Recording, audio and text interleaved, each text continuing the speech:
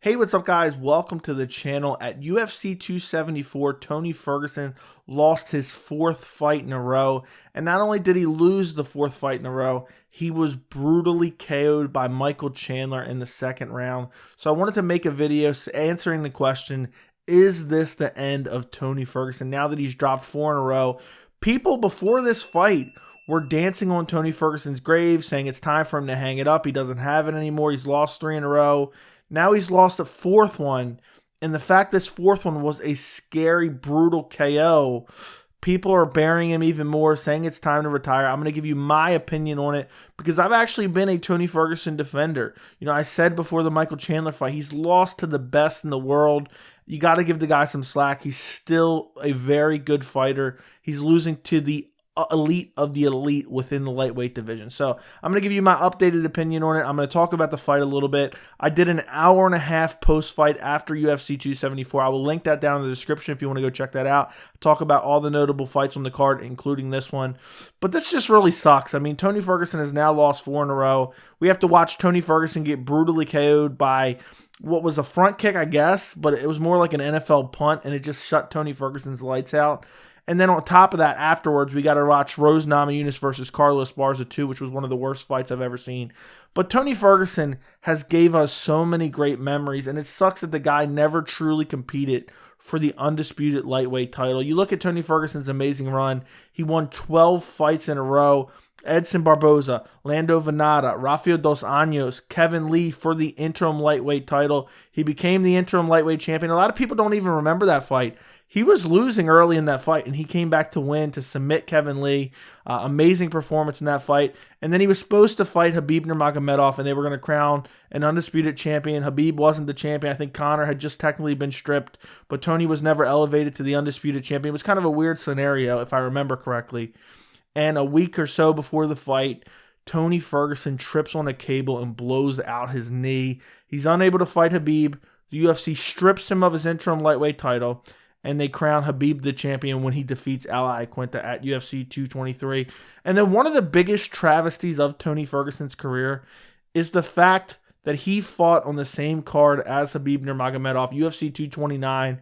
Khabib fought Conor McGregor. Khabib defended his lightweight title against Conor McGregor at UFC 229. And in the co-main event, Tony Ferguson defeated Anthony Pettis. So that's just such a sad scenario where we had the Tony Ferguson Khabib Nurmagomedov fight booked so many times. And I thought because it had been canceled so many times, it was because we were going to get a better fight, because we were finally going to get these two guys fighting for a belt rather than as two contenders. And, you know, just to see them two fight on the same card was a real letdown, in my opinion. I know the UFC had to do the Khabib-Conor fight. That was one of the biggest fights in UFC history. But it just kind of sucks and is really noteworthy that they fought on the same card. And then what's really, really sad is we're finally supposed to get Khabib Nurmagomedov versus Tony Ferguson at UFC 249. And of course, the world goes to shit. It gets canceled, and Khabib can't fight. So Tony Ferguson goes from fighting Khabib Nurmagomedov to fighting Justin Gaethje. And this is why I've been a big Tony Ferguson defender. I picked Justin Gaethje to beat him. I thought Justin Gaethje would beat him. I thought he would outstrike him. I thought he would win on the feet. I did not see a path to victory for Tony Ferguson in that fight. But he took the fight on short notice. Do you know what a different stylistic matchup that is? Going from Khabib, who just wants to take you down and lay on you, versus, and ground and pound you. I'm not criticizing Khabib's style, but you get my point. Just wrestle you to death. And then now you're fighting Justin Gaethje, who wants to come out, chop your legs, and just hit you with hooks and power shots. He goes out there, he takes that fight for the fans. You know, he doesn't want to be a guy who turns down the fight. If I was Tony Ferguson's management, I would have turned down the fight and waited for Khabib. But he accepts the fight with Justin Gaethje. He takes a brutal beating in that fight. And it's definitely a career-altering beating. There's no doubt about that. But then he goes on to fight Charles Oliveira in December. And again, look who he's fighting. Charles Oliveira at the time, you know, hadn't really beat an elite of the elite opponent in the lightweight division. But I was a massive believer in Charles Oliveira at this time. I picked Charles Oliveira to beat Tony Ferguson as well. Charles Oliveira went out there, out-grappled Tony Ferguson. That's always been his problem.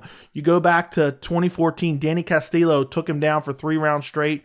Tony Ferguson actually won the decision off his back throwing elbows. If you've never seen that fight, go look at that fight at UFC 177. That's how old that fight was, back in 2014.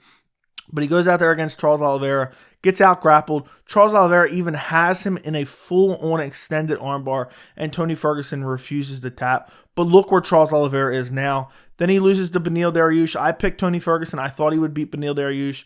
Beneil went out there, exploited the weakness in Tony's game, the grappling, weakness that he always has, not being able to stop the takedowns, being able to be controlled on the ground. And Beneil Dariush wins. He almost has a knee bar, I think it was, in this fight. Tony Ferguson refuses to tap again, just loses via decision. Doesn't take a whole lot of damage in the Oliveira fight or the Beneil Dariush fight. And then now he's fighting Michael Chandler. And going into this fight, I was very confident that Tony Ferguson, everyone's saying Tony Ferguson's washed up. Tony Ferguson doesn't belong anymore. But when I look at those three opponents and I look at the performances, outside of the Justin Gaethje performance, he was just basically out-grappled. And I didn't think Michael Chandler, we've seen his history of fights. He always comes out and looks to put on an entertaining show. I did not see Michael Chandler coming out here and just grappling him for 3 rounds. And that's why I thought Tony Ferguson would win this fight with his pressure, his striking, and his stamina. And after that first round, I talk about this more in depth on the post-fight, I was so confident that Tony Ferguson had this fight in the bag. The first round, he hurt Michael Chandler many times on the feet. Looked like vintage, classic Tony Ferguson. And I was so excited. I couldn't wait. I was like, I can't wait to talk about this fight on the post-fight. Can't wait to kind of, point the finger and say, look, you guys said he was washed. Look how he looked in this Michael Chandler fight. And he defeated Michael Chandler. And then the second round happens. Michael Chandler comes out and just punts Tony Ferguson's chin into the seats. Unbelievable. Face down, brutal KO. And I was just really left speechless. I could not believe it. It was a weird moment where Tony Ferguson was out of range. He thought he was out of range. Chandler really couldn't close the distance and land with his hands. And he decides to throw that front kick, and it just lands picture perfect. One of the best knockouts I've ever seen. Unfortunately, it had to be on a legend like Tony Ferguson. And now it's like, where do we go from here? Because now, not only has he lost 4 fights in a row, at UFC 274, Michael Chandler shut his lights off in brutal fashion. It was scary. Ferguson laying face down, did not get up for 2 minutes. And now I wonder, how much is that going to affect him? This is the first time Tony Ferguson's ever been KO'd. And I know you look at his record, he lost via TKO against Justin Gaethje, but that was more of accumulation in damage. It wasn't from, one punch, one kick KO where Tony Ferguson truly was turned off. It was a standing TKO from accumulation of damage. And we've seen it time and time again, where a guy gets knocked out one time, all of a sudden his chin is gone. Marlon Moraes, Cody Garbrandt, just to name a few. And I'm worried now with Tony Ferguson. But what sucks about this is, look at the performance in the first round. Michael Chandler is clearly one of the best in the world. And Tony Ferguson went out there and was winning the first round. And it looked like vintage Tony. I know he got taken down for the last 2.5 minutes or so of the first round. But Tony was blocking a lot of the shots. And Tony was throwing those slicing elbows from the bottom. And I truly believe if Tony Ferguson doesn't get caught with that kick, I think he wins the fight. And I know that's a what if, and Michael Chandler, I'm not trying to take away anything from Michael Chandler. Super explosive, one of the best in the game, perfectly placed kick. But now I wonder, is Tony Ferguson still good? And he just got clipped in this fight. But what I will say, I don't think this is the end of Tony Ferguson. I believe Tony Ferguson will still fight in the UFC. I'm actually going to give you a few matchups here in a minute. But I do wonder now, when you start to add all these things up, now that I've had time to think about it, you look at the fact that now he's got brutally KO'd. Where's the confidence at now that he's lost 4 in a row? And on top of all that, look at all the killers making their way up the ranks in the lightweight division. It just does not look favorable when you match him up with Tony Ferguson. Look at Gregor Gillespie. Absolute terrible style matchup for Tony Ferguson. Arman Sarukian, absolutely terrible style matchup for Tony Ferguson. Mateus Gamrot, absolute terrible style matchup for Tony Ferguson. So while I still think Tony Ferguson is a lot better than people give him credit for, and people are acting like he's some bum who's washed up, who shouldn't be fighting anymore, he showed in that first round he can still compete with the best in the world. But when you start looking at that long list of factors, it's just like I have a hard time seeing him have a lot of success within the UFC. I accepted the fact a long time ago Tony Ferguson was going to never make a lightweight title run again. I knew he wasn't going to. I've talked about it multiple times. While I really wanted to see the Khabib Nurmagomedov fight, I knew he was going to get grappled and probably get TKO'd via ground and pound against Khabib Nurmagomedov. It's just crazy now that he's lost 4 in a row. He's 38 years old. He's been brutally KO'd now. I wonder where his chin's going to be at. I wonder where his confidence is going to be at. And now you have these long list of contenders. And what does the UFC like to do? They like to make a young up-and-coming guy. They like to make his name off a legend. And Tony Ferguson is a legend. This is a sport where the young eat the old over and over and over again. And while I'm sad to see it happen to Tony Ferguson, I really hope the UFC looks at what Tony Ferguson has done for the UFC and does a little bit of selective matchmaking for him. A couple fights that I would like to see for Tony Ferguson. Tony Ferguson versus Nate Diaz. I thought that was the fight to make long before they made this Michael Chandler fight. Nate Diaz has been begging for a fight. Tony Ferguson, what was ready to fight. Obviously, he was booked for Michael Chandler. I would have loved to seen that fight. The fans would have loved that fight, and I think it would have been an amazing fight, and it would have drawn pay-per-view buys. Another fight I wouldn't mind seeing, Tony Ferguson versus Conor McGregor, and I know people are going to say, well, what? Tony Ferguson has 3 more lightweight wins than Conor McGregor does since 2016. That's how crazy that is. And I think, you've seen in the past, Conor McGregor, when he took a long layoff after losing to Khabib, he came back and he picked out Cowboy Cerrone, who was on a losing streak, a stoppage losing streak at that. He's been talking a lot of crap about Tony Ferguson. Now he's seen Tony Ferguson get brutally KO'd by Michael Chandler.